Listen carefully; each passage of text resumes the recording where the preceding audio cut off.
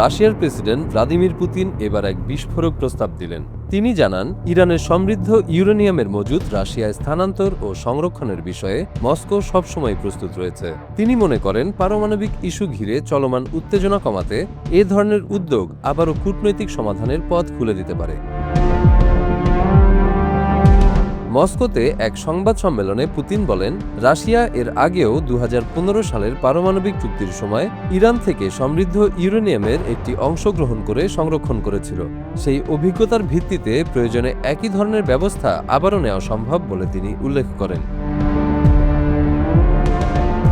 পুতিনের ভাষ্য অনুযায়ী, একসময় সংঘাতে জড়িত সব পক্ষই ইরানের ইউরেনিয়াম দেশটির বাইরে সরিয়ে নেওয়ার বিষয়ে একমত হয়েছিল।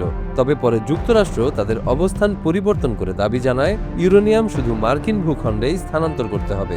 এরপর ইরানও নিজেদের অবস্থান কঠোর করে বলে মন্তব্য করেন তিনি। রুশ প্রেসিডেন্ট আরও বলেন, মস্কো এখনও ওয়াশিংটন ও তেহরান উভয়ের সঙ্গেই যোগাযোগ রাখছে এবং সংকটের দ্রুত সমাধান আশা করছে। তবে এ বিষয়ে ইরানের পক্ষ থেকে তাৎক্ষণিক কোনো প্রতিক্রিয়া পাওয়া যায়নি।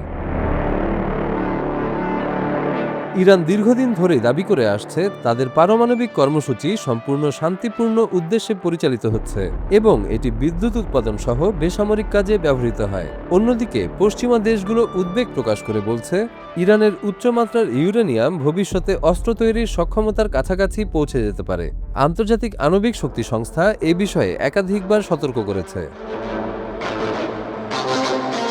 ২০১৫ সালে ইরান ও বিশ্ব শক্তিগুলোর মধ্যে স্বাক্ষরিত যৌথ সমন্বিত কর্মপরিকল্পনা বা JCPOA চুক্তির আওতায় তেহরান ইউরেনিয়াম সমৃদ্ধকরণ সীমিত করতে সম্মত হয়েছিল।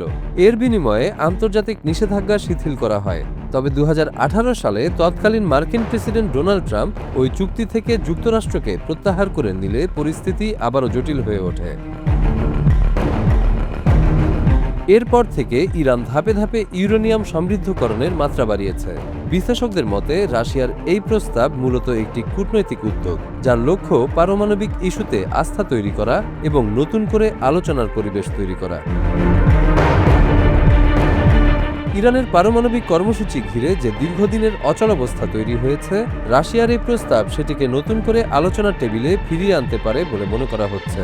তবে যুক্তরাষ্ট্র, ইরান এবং অন্যান্য সংশ্লিষ্ট পক্ষ এই উদ্যোগকে কিভাবে গ্রহণ করে তার উপরে নির্ভর করবে ভবিষ্যতের পরিস্থিতি কোন দিকে গড়াবে। আপাতত উত্তেজনার মধ্যেই কূটনৈতিক সমাধানের একটি সম্ভাব্য পথ খুঁজে দেখার চেষ্টা চলছে।